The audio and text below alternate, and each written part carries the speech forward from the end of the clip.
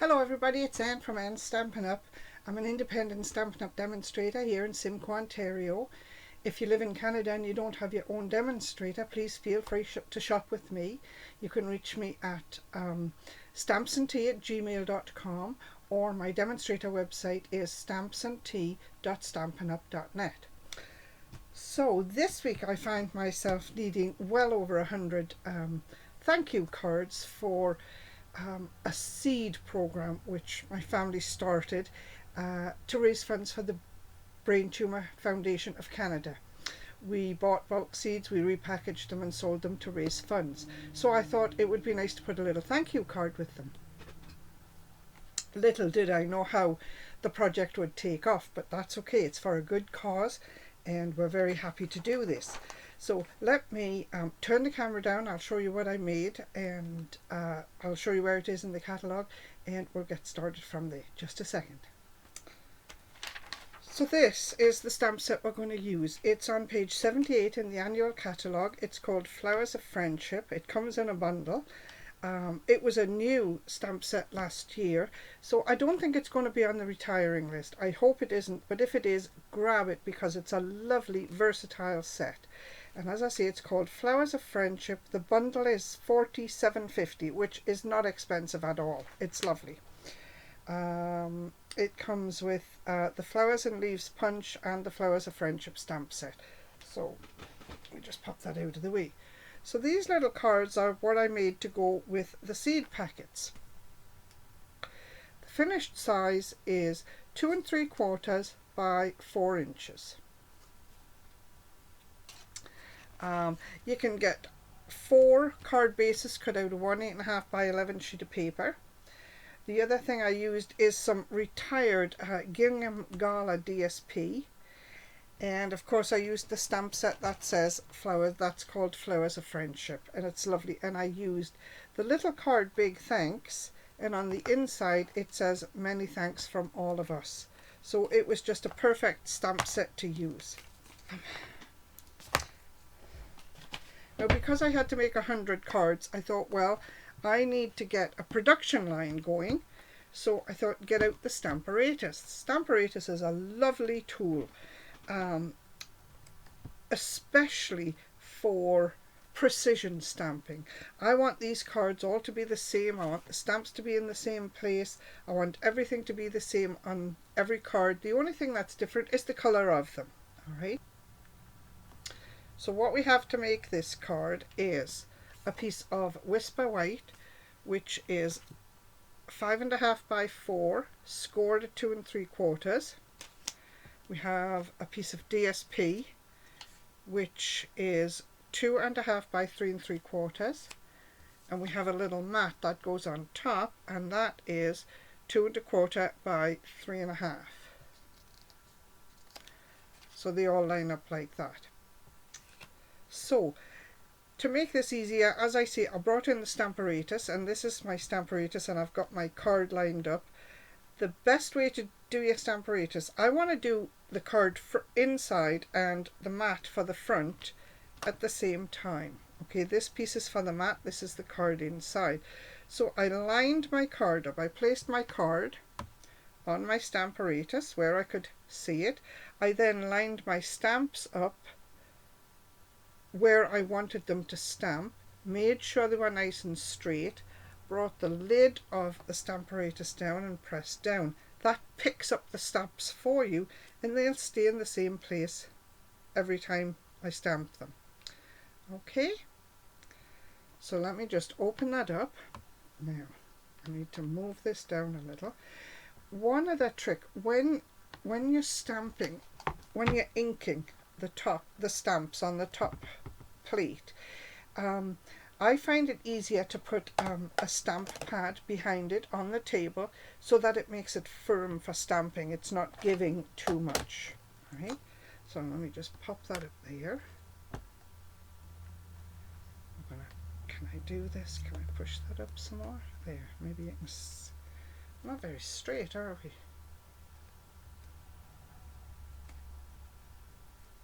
Maybe a little better. The other thing I used is this tiny little punch called Petite Petals, and I'll show you what we're going to do with that in just a second.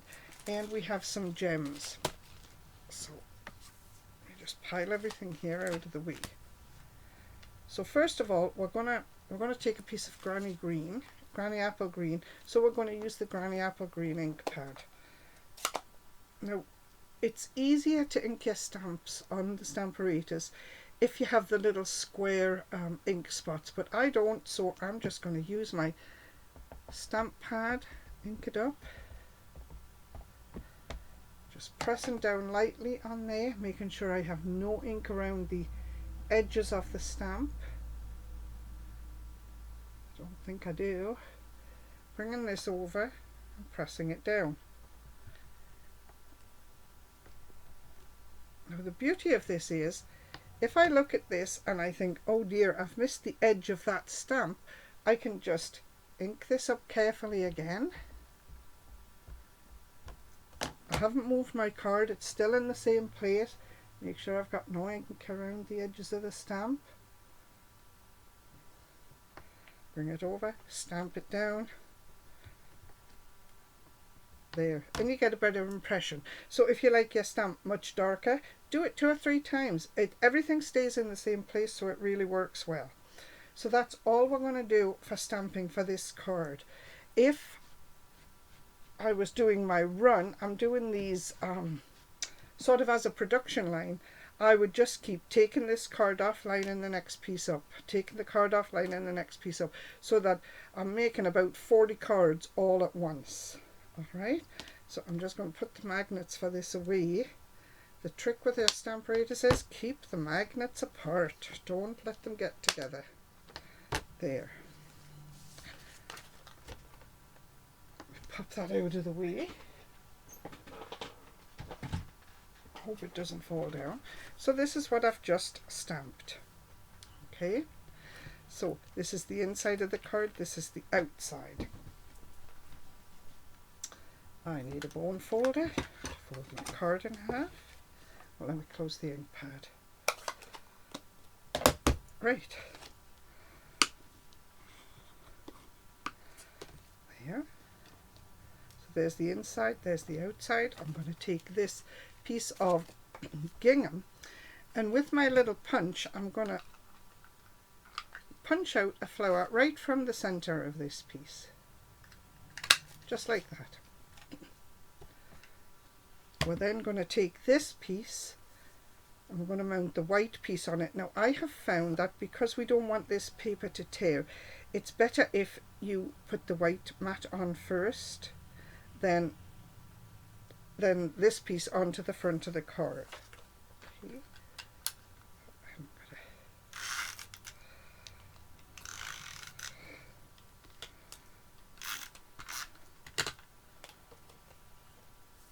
And you should have about an eighth of an inch all the way around. Let me see.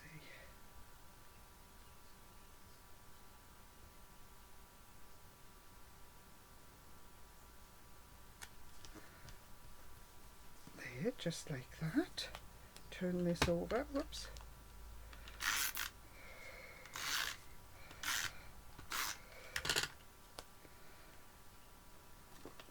Make sure you've got your card open the right way. This goes on the front.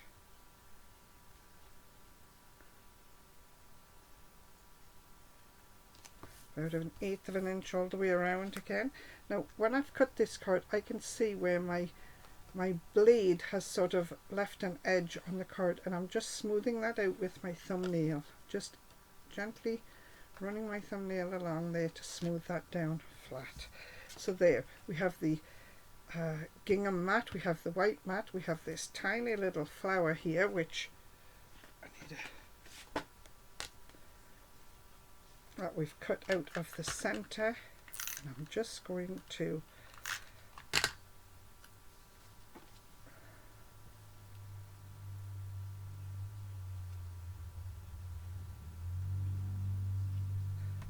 pop that in the center of the card. And I've got some gems somewhere here.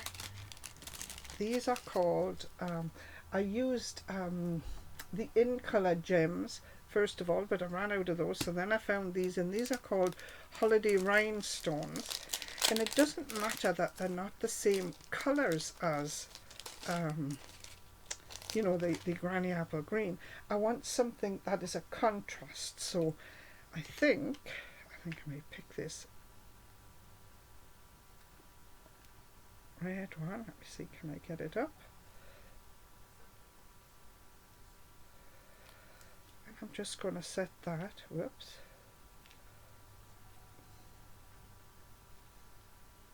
right in the middle of my flower, just like that. There, so there it is.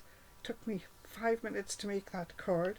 Now when I'm doing a production line of these cards, I cut everything out, I assemble it all in front of me. I even punch the flowers out and pop them in a little bucket to the side, so that all I have to do is pick everything up. And it says, little card, big thanks, many thanks from all of us. There it is. Let me turn the camera up. So there it is. That's my own design, tiny little thank you card. You can't see it very well for the light. Maybe if I tip it that way. Tiny little card, but it goes great with a seed packet. So as always, this is my own design. If you would like to copy this design, feel free. If you're going to sell these cards, put the Stampin' Up Angel stamp on the back, which just says all the supplies used were Stampin' Up supplies. Thanks everybody. Have a great week, and we'll see you next week. Bye.